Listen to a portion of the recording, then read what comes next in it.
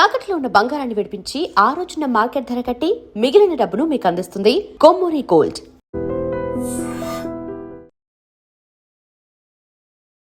నమస్తే, welcome to I dream inside politics with Kavitha.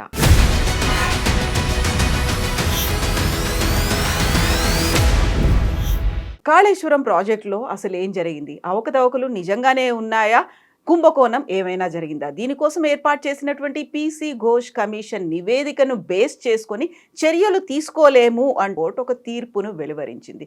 Next ఏం జరగబోతోంది, ఏం చేస్తుంది కాంగ్రెస్ ప్రభుత్వం? మనతో పాటుగా ఉన్నారు మాజీ మంత్రి, కాంగ్రెస్ ఫైర్ బ్రాండ్ పుష్పలీల గారు. హలో అమ్మా, నమస్తే. హలో బేటా, నమస్తే. కాళేశ్వరం ప్రాజెక్ట్ అనగానే 1,00,000 కోట్ల అవినీతి అని అన్నారు. ముందు నుంచి కూడా దాంతో పాటుగా మేడిగడ్డ పిల్లర్లు కుంగిపోయాయి అనేది నిజంగా విచారణ జరపాల్సిందే, చర్యలు తీసుకోవాల్సిందే అనేటువంటి మాట. బట్ కమిషన్ ఏర్పాటుని తప్పు పట్టట్లేదు హైకోర్టు, బాగా ఉంది. కాకపోతే ప్రాపర్గా తీసుకోవాల్సినటువంటి చర్యలు తీసుకోలేదు, విచారణ సజావుగా జరగలేదు అనే మాట. దాంట్లో చాలా కోణాలు ఉన్నాయి. ఒకటి, కాళేశ్వరం అనేది జరిగింది అవకతవకలి, అది మనకు కనపడతా ఉంది. ఫిజికల్గా కూడా డ్యామేజ్ అయింది.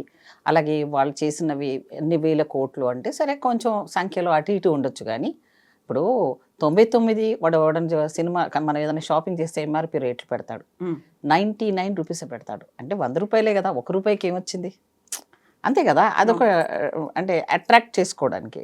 అలాగే వీళ్ళు ఇచ్చిన దాంట్లో కూడా ఇన్ని వేల కోట్ల ముందైతే అవకతవకలు జరిగాయి, అందులో అయితే జరిగింది, తప్పు జరిగింది అనేది అయితే వాస్తవం. ఎంత జరిగినా తప్పే సార్. దాని ఎంక్వైరీ వేయాలి, దాని మీద చెయ్యాలి. తర్వాత మాకు రేవంత్ రెడ్డి గారు వచ్చిన తర్వాత కాంగ్రెస్ పార్టీలో దాని మీద ఎందుకో దాని చిన్న రిపేరే కదా, దాన్ని చెయ్యొచ్చు కదా, ఎంక్వైరీ చేసుకోండి, మీరు డ్యామేజ్ జరుగుతుంది, అన్యాయం జరిగిపోతుంది, అది ఇది అని మాట్లాడారు వీళ్ళు.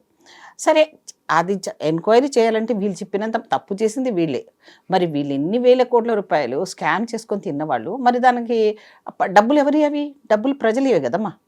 ప్రజల డబ్బులని మళ్ళీ తిరిగి ప్రజలకు ఖర్చు పెట్టాలంటే ఇప్పుడున్న పరిస్థితుల్లో వీళ్ళు మొత్తాన్ని ఆర్థిక వ్యవస్థని చిన్నాభిన్నం చేసిపోయిన వాళ్ళు మళ్ళీ దాన్ని రిపేర్ చేయండి, ఆ మాత్రం లేవా అని మాట్లాడితే, నేను కనుక ఆ పోస్ట్లో ఉంటే, ఆ లెవెల్లో ఉంటే, ఏవైతే ఏ మంత్రి ఆధ్వర్యంలో జరిగిందో, ఎవరైతే ఇంజనీర్స్ ఉన్నారో అప్పుడు జరిగిన ఆఫీసర్లు అందరి దగ్గర కూడా రికవరీ చేయించి దాని ఖర్చు ఏదైతే ఉందో ఆ గవర్నమెంట్ వాళ్ళ దగ్గర నుంచి ముక్కు వెండి వసూలు చేయించి వాళ్ళతోటే కట్టించేదాన్ని.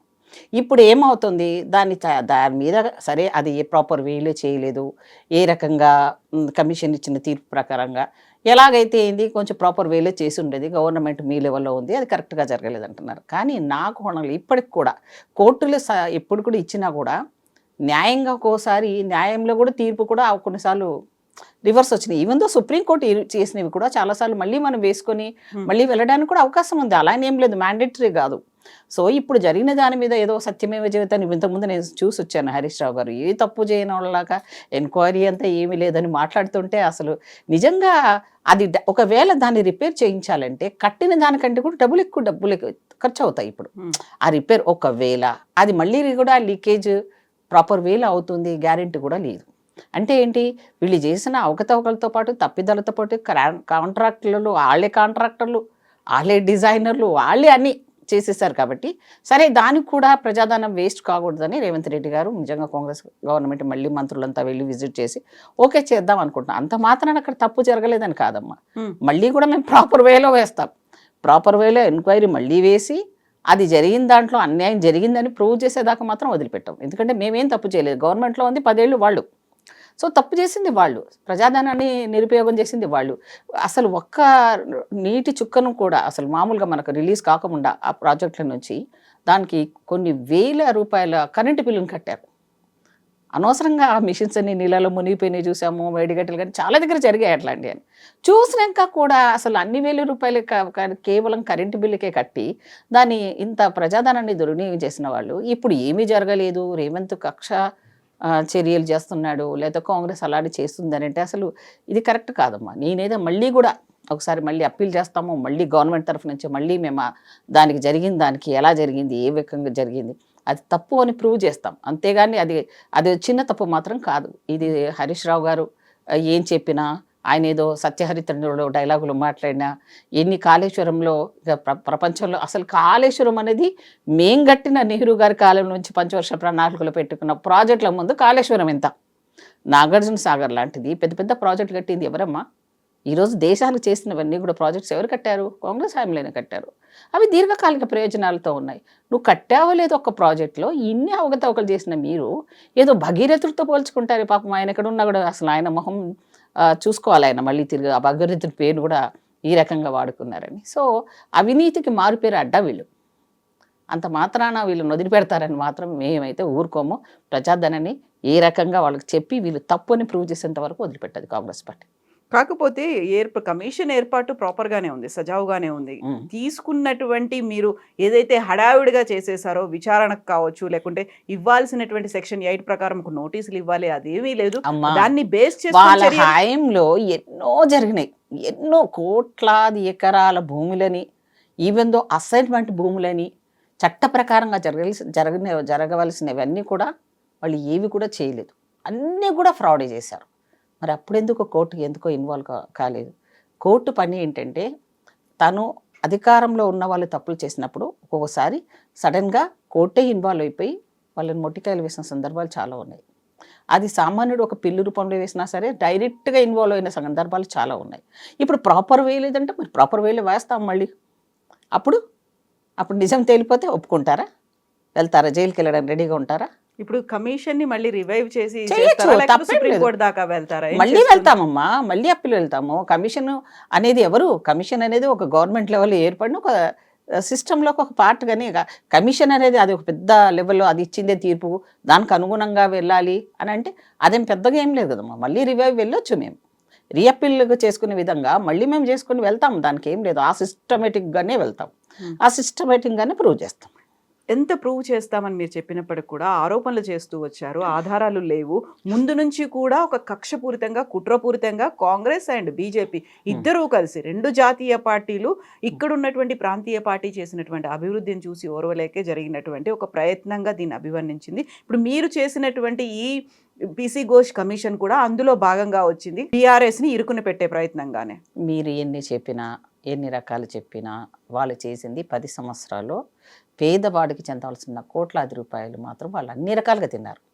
ధరణిలో ఎన్ని వేల కోట్ల రూపాయల భూములండి. అసలు నిజంగా కూడా భూమి పైన ఉన్నవాళ్ళు, వాళ్ళ పొజిషన్లో ఉన్న వాళ్ళ భూమి వాళ్ళకి తెలియకుండానే పొజిషన్ గైప్ చేసేసారు వీళ్ళు. ఎవరి దగ్గరికి వెళ్ళినా, కేటీఆర్ దగ్గరికి వెళ్తే కేటీఆర్ నాకెంత అని వసూలు చేసుకోవడాలు, అలాగే ఈ హరీష్ రావు ప్రాజెక్టు రూపాయల కాంట్రాక్టర్లు అసలు కేవలం వాళ్ళకి ఏమిటంటే వాళ్ళకి పేమెంట్ చేయడం కోసమనే డబ్బులను వాడేసి ఇచ్చేశారు. మరి ఈరోజు వాళ్ళు మాట్లాడిన దానికి 10 సంవత్సరాలు ప్రజలు చూసింది. తెలంగాణ బిడ్డలు ఏ ఆశలతో తెలంగాణ తెచ్చుకున్నారమ్మా? తెచ్చుకున్న దానికి ఒక నిరుద్యోగ సమస్యను తీర్చారా వీళ్ళు?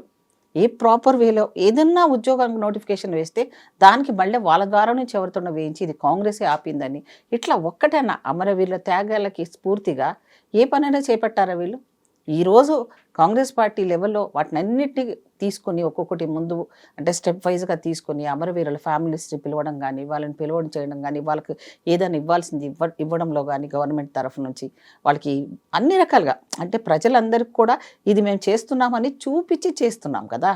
కానీ వాళ్ళు అలా చేయలేదు, వాళ్ళు ఇష్టానుసారంగా చేసేసారు. ఈ నలుగురు, ఆ రోజున్న కవితమ్మ, ఆ రోజున్న హరీష్ రావు, ఆ రోజున్న కేటీఆర్, మరి ఇక పెద్ద ఆయన ఇంకా ఎవరికి తోచినట్టు వాళ్ళు అంతే. సంతోష్ ఏమ్మా ఎక్కడ జరగలేదంటారు తప్పు. ఈరోజు ఆయన కేసీఆర్ గారు ఏదైతే కట్టుకొని ఉన్నాడు ఫామ్ ల్యాండ్, ఆయన ఫామ్ హౌస్లో ఉంటున్నాడు. ఆయన పరిపాలన అంతా ఫామ్ హౌస్ నుంచే చేస్తాడు కదా ముఖ్యమంత్రి లెవెల్లో. మరి ఆయన ఊరు నుంచి వెళ్తున్నప్పుడు ఇరుపక్కలా చూస్తే మొత్తం రోడ్లు ఎక్స్టెన్షన్ చేయడం కోసమనో పెద్దగా చేయడం ముఖ్యమంత్రి గారి కోసమని ఆ ఊర్లో ఉన్న ఇళ్ళని కూలగొట్టేశారు. ఇప్పటి పొడుగు వాళ్ళ ఇల్లు కరెక్ట్గా కట్టాలి. పేదవాడిని ఎక్కడ నష్టచేయాలో చేసి ఇప్పుడు ముసలి కన్నీరు కారుస్తుంటే మాకు రావు అనుకుంటున్నావా? మీకంటే ముసలి వాళ్ళు లెవెల్లో ఉన్న ముసలి కన్నీళ్ళ కంటే కూడా పార్టీ సీనియర్ మోస్ట్ పార్టీ, ఇంత నేషనల్ లెవెల్ ఉన్న పార్టీని మీరు 10 ఏళ్ళు చేసిన అరాచకాలే కదా ప్రజలు మిమ్మల్ని మూలకు కూర్చోబెట్టారు.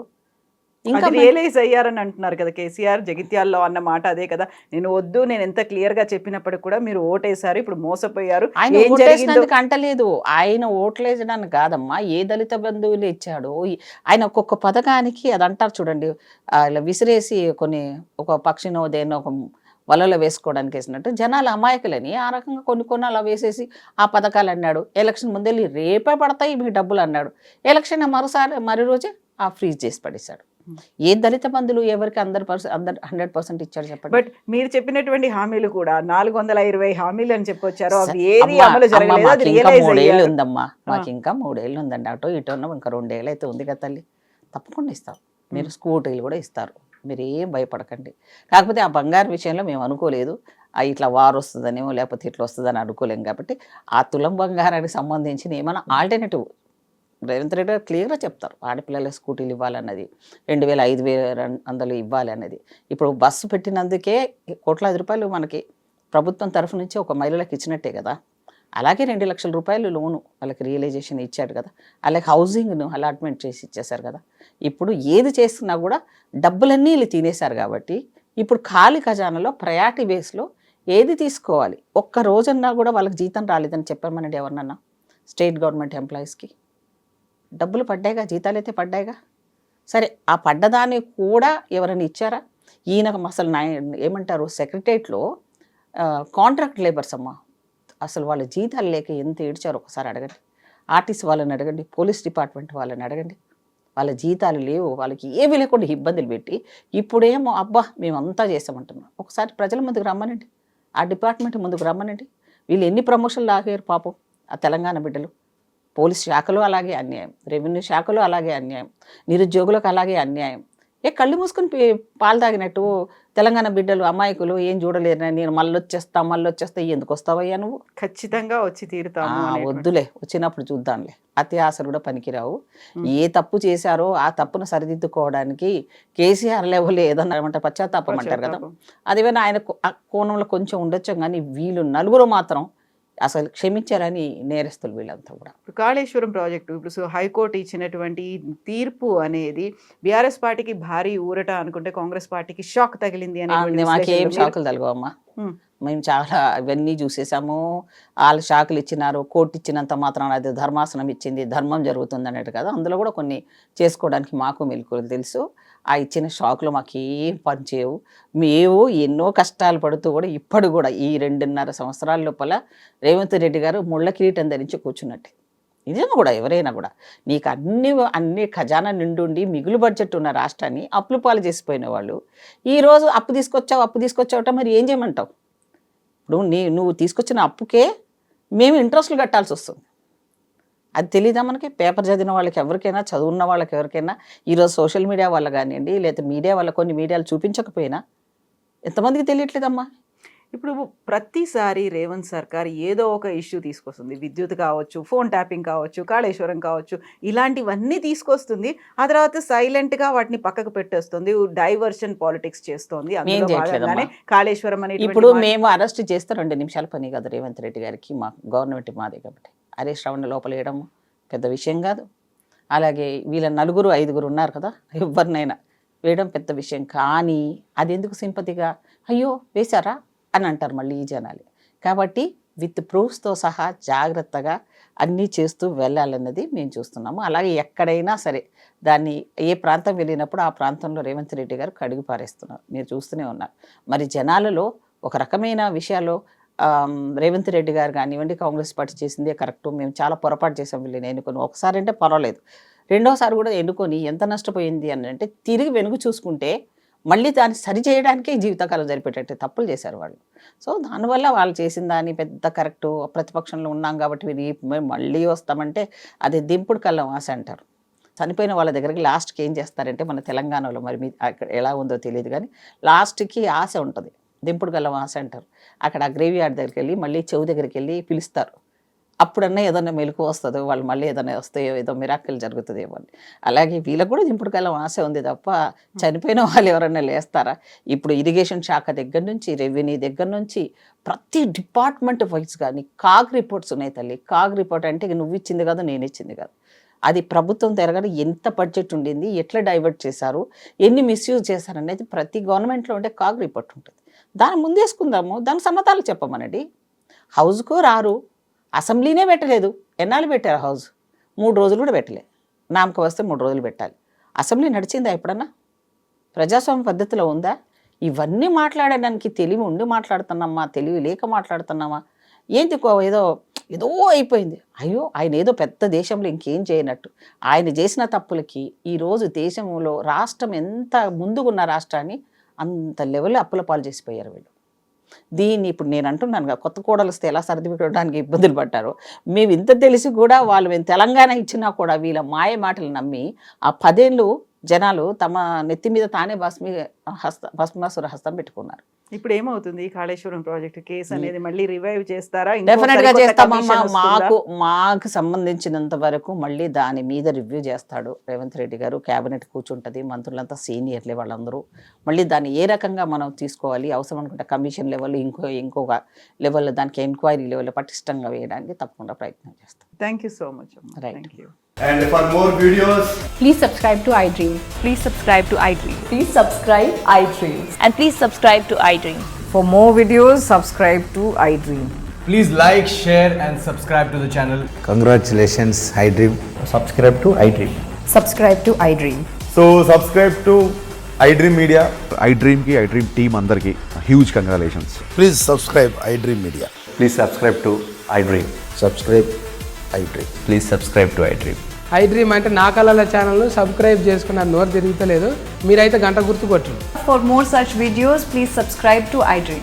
Subscribe to iDream. Please subscribe to iDream. Please subscribe iDream Media. Please do subscribe to iDream. Please subscribe to iDream Media. For best entertainment and information, please subscribe iDream. And don't forget to subscribe to iDream.